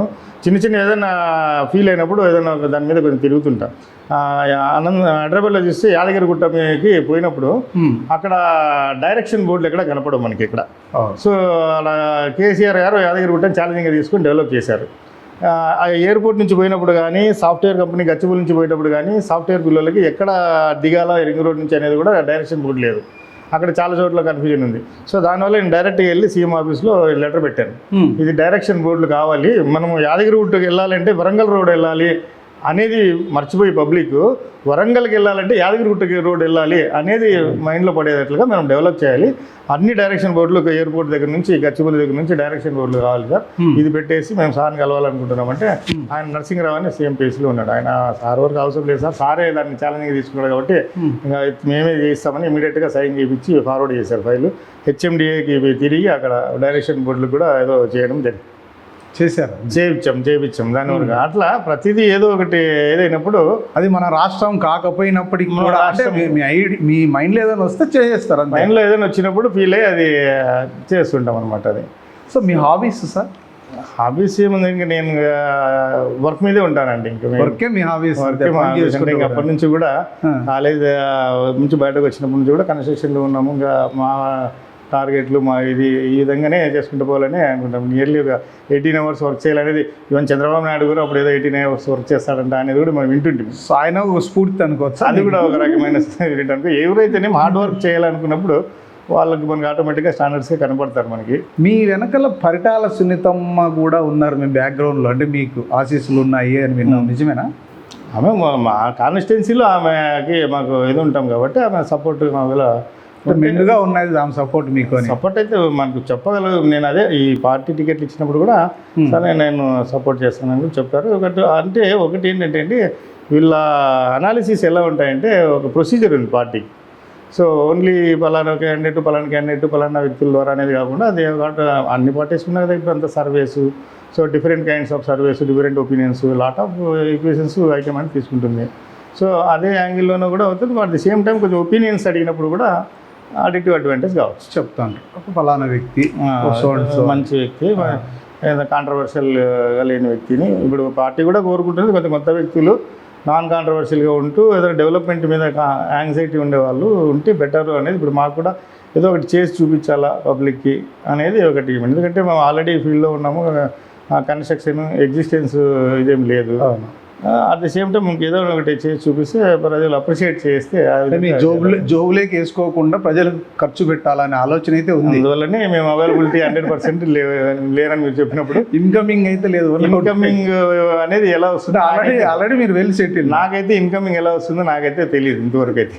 అవునా? ఈ విధంగా ఎలా వస్తుంది ఇన్కమింగ్ దీంట్లో అనేది కూడా నాకు కూడా పెద్దగా ఇది లేదు. అన్నీ నేర్పిస్తాయిలే పదవులేకి వస్తే.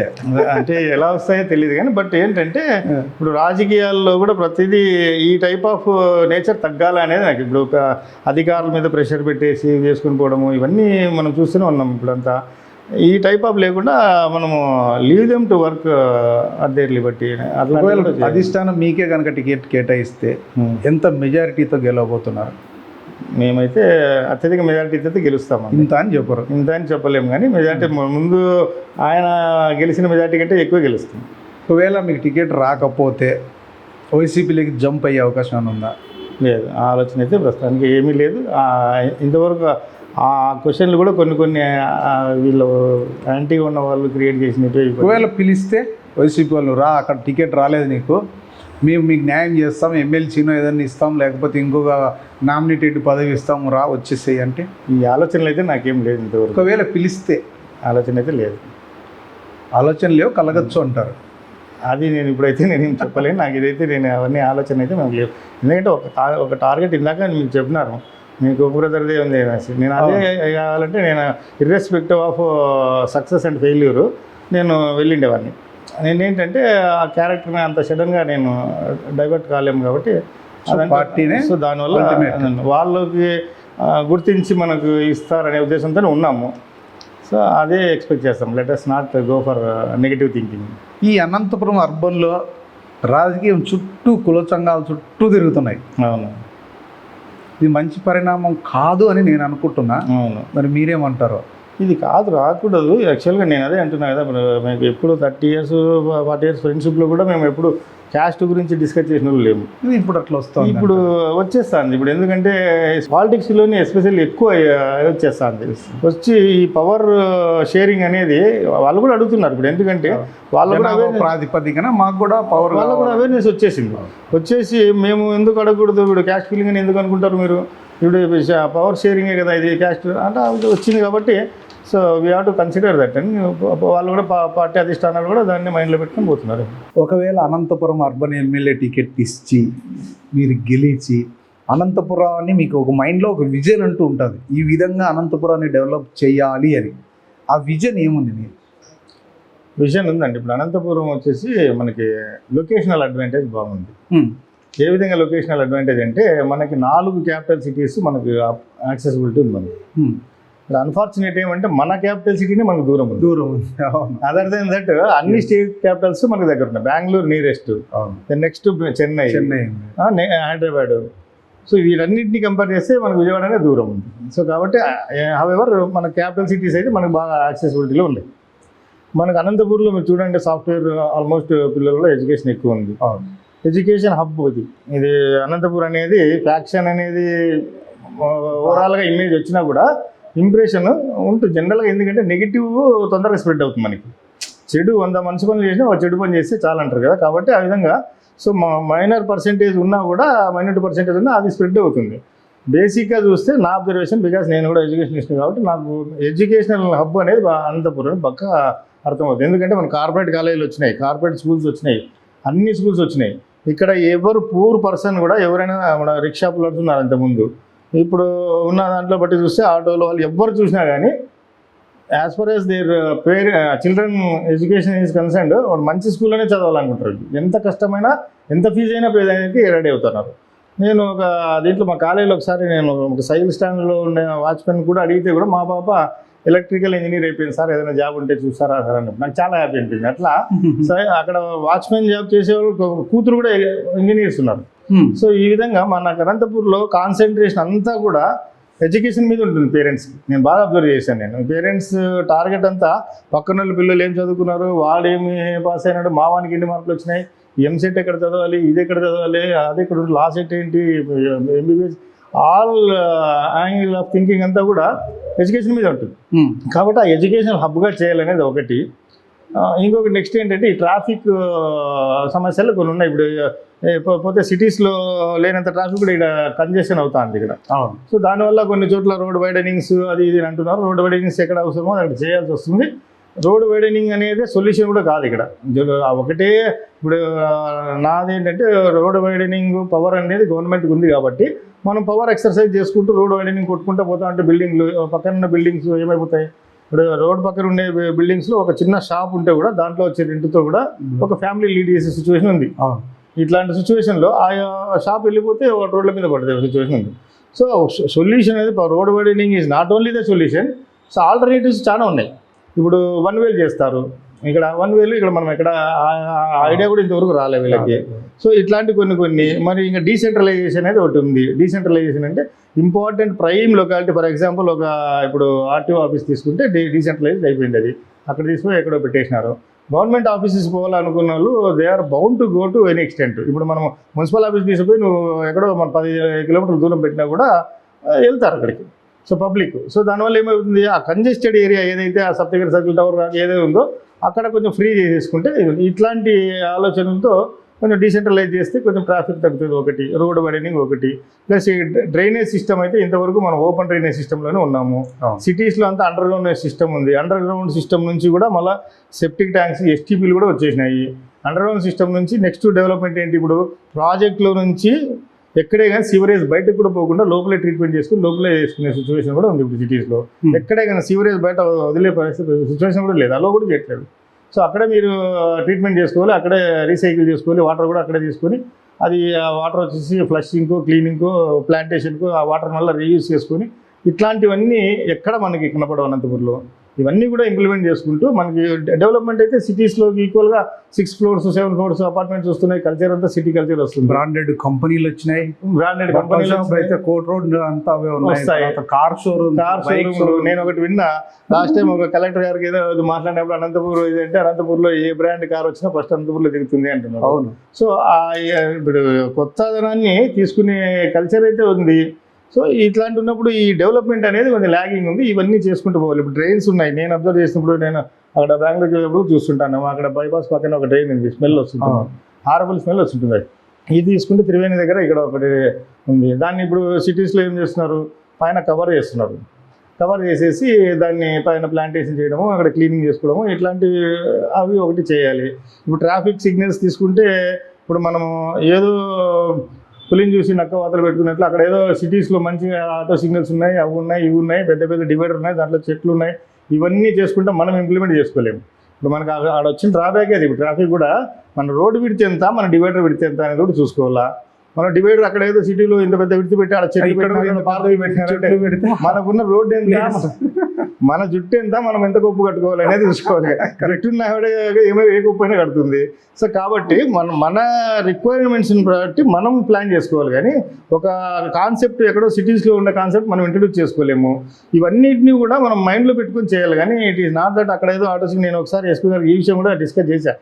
ఈ ట్రాఫిక్ శ్రీకంఠం దగ్గర ట్రాఫిక్ నిలబడినప్పుడు సప్తగిరి సర్కిల్ వరకు టచ్ అవుతుంది అది. అవునా, అది టచ్ అవుతుంది. సో సిగ్నల్ పడతానే రెడ్ సిగ్నల్ నుంచి గ్రీన్ సిగ్నల్ పడతానే అదే సిటీస్లో అయితే క్లియర్ అవుతుంది తొందరగా. ఇక్కడ ఆ రిక్షా పుల్లర్ కూడా ప్లాట్ఫామ్ రిక్షాలో మెటీరియల్ తీసుకుపోతుంటాడు. ఆయన వెళ్ళే లోపల మళ్ళీ రెడ్ సిగ్నల్ పడుతుంది. మరి నువ్వు రిక్షాలు తోలద్దా, నువ్వు అనంతపూర్లో అనలేము. మనం పావర్టీని మనం ఇది చేయలేము. పావర్టీ లేకుండా చేయాలి, అంతేగాని నువ్వు పావర్టీని చేసుకుంటే కూర్చోలేము. దానివల్ల మాకు ఆ కాన్సెప్ట్లో కూడా ఇప్పుడు ఈసారి ఏమైనా మాకంటూ అవకాశం వచ్చి ఇస్తే వీళ్ళందరికీ కూడా ప్రమోట్ చేసి మనని ఏమైనా చిన్న వెహికల్ తీసి ఇచ్చలేమా. వీళ్ళందరూ ఎవరైనా వచ్చి ఆల్మోస్ట్ వ్యానిష్ అయిపోయినాయి. మైనర్ పర్సెంటేజ్ ఉన్నారు ఇప్పుడు రిక్షాలు వాళ్ళు వీళ్ళు. అవన్నీ కూడా తీసేసి వీళ్ళకి ఏదైనా వెహికల్ తీసి ఇచ్చేసి అట్లాంటి చోటు. దాని తర్వాత నేను ఆయన కూడా చెప్పాను, సార్ మీరు ఇది మనం అక్కడ చూసి ఇక్కడ ఇంప్లిమెంట్ చేసుకోలేము. కొన్ని ఇప్పుడు మెట్రోపాలిటన్ సిటీ ఢిల్లీలో చూశాను నేను ఒకసారి వెళ్ళినప్పుడు. ఇంద్రప్రస్థ అనే సర్కిల్ ఒకటి ఉంది అక్కడ ఆటో సిగ్నల్ ఉంటుంది, కానీ టైం అనేది వీళ్ళ కంట్రోల్లో పెట్టుకుంటాడు. అక్కడ సిగ్నల్ అక్కడ ఒక పర్సన్ కూర్చోబెడతాడు అక్కడ సిగ్నల్ దగ్గర. ఎక్కడ ట్రాఫిక్ కానిస్టేబుల్ అక్కడ కూర్చుంటాడు, ఇక్కడ ఈయన కంట్రోల్ చేస్తుంటాడు. ఎక్కడ ట్రాఫిక్ హెవీగా ఉందంటే అది క్లియర్ అయ్యే వరకు కూడా వాళ్ళకి గ్రీన్ సిగ్నల్ కంటిన్యూ ఉంటుంది. తర్వాత రెడ్ సిగ్నల్ పడుతుంది ఇంక వాళ్ళకి. తర్వాత క్లియర్ అయిన తర్వాత ఇతను డైరెక్షన్ చేస్తాడు, ఈ డైరెక్షన్ చూసి అతను ఇంకో సైడ్కి గ్రీన్ సిగ్నల్ ఇస్తాడు. సో ఈ టైప్ ఆఫ్ అక్కడ సిచ్యువేషనల్గా మనం సైట్ కండిషన్స్ని బట్టి అక్కడ మనం ఇంప్లిమెంట్ చేసుకోవాల్సిన పరిస్థితి వస్తుంది. సార్ ఇక్కడ మనకి కాప్ కంట్రోల్ బెటర్. శ్రీకంఠం సర్కిల్లో ఆటో సిగ్నల్ అనేది పనికిరాదు. కాప్ కంట్రోల్ అయితే ఆ కానిస్టేబుల్కి ఐడియా ఉంటుంది ఎక్కడ క్లియర్ అవుతుంది ఎక్కడ అనేసి. సార్ తర్వాత ఇంప్లిమెంట్ చేశాడు ఆయన, కాప్ కంట్రోల్ చేశాడు. చేసిన తర్వాత సక్సెస్ఫుల్గా మనం ఇదయ్యాము. సో అట్లాంటివి పెట్టుకుంటూ చేసుకుంటూ పోవాలా. చాలా చాలా మంచి ఆలోచన. అంటే మీలాంటి భావాలు కలిగిన వ్యక్తి సమాజం కోసం, అంటే ఒక పదవి లేకున్నా కూడా మీ వంతు సాయంగా సమాజం కోసం ఎన్నో కార్యక్రమాలు చేస్తూ అందున పబ్లిసిటీ కోరుకోకుండా ఇన్ని కార్యక్రమాలు చేశారు. మీలాంటి వ్యక్తులు నిజంగా ఒక రాజ్యాంగ పదవిలోకి వస్తే మరింత మందికి సహాయం చేసే పరిస్థితి కూడా వస్తుంది. మీలాంటి వాళ్ళు రాజకీయాలకు రావాలని మేము కూడా కోరుకుంటున్నాం. మీ విలువైన సమయాన్ని కేటాయించి మా ఏపీ 39 టీవీకి ఇంటర్వ్యూ ఇచ్చినందుకు ధన్యవాదాలు sir. Once again many happy returns of the day sir. Thank you very much. రోజు మేము ఇంటర్వ్యూ చేయడం మాకు చాలా ఆనందంగా ఉంది. మీ భావాలు పంచుకోవడం. చూశారు కదా, ఈరోజు డాక్టర్ మునిరత్నం గారితో ముఖాముఖి కార్యక్రమం. సార్ డాక్టర్ అంటే పిహెచ్డి చేశారా మీరు? డాక్టరేట్ చేశాను. డాక్టరేట్ చేశారు. ఎక్కడ చేశారు? సివిల్ ఇంజనీరింగ్ జేఎన్టీయూలో డాక్టరేట్. జేఎన్టీయూలో అది పిహెచ్డి, జేఎన్టీయూలో పిహెచ్డి చేశారు. అందుకే డాక్టర్ మునిరత్నం గారు. మరిన్ని కార్యక్రమాలతో తిరిగి మేము ముందుకు వస్తాం. నమస్తే ఏపీ 39 టీవీ.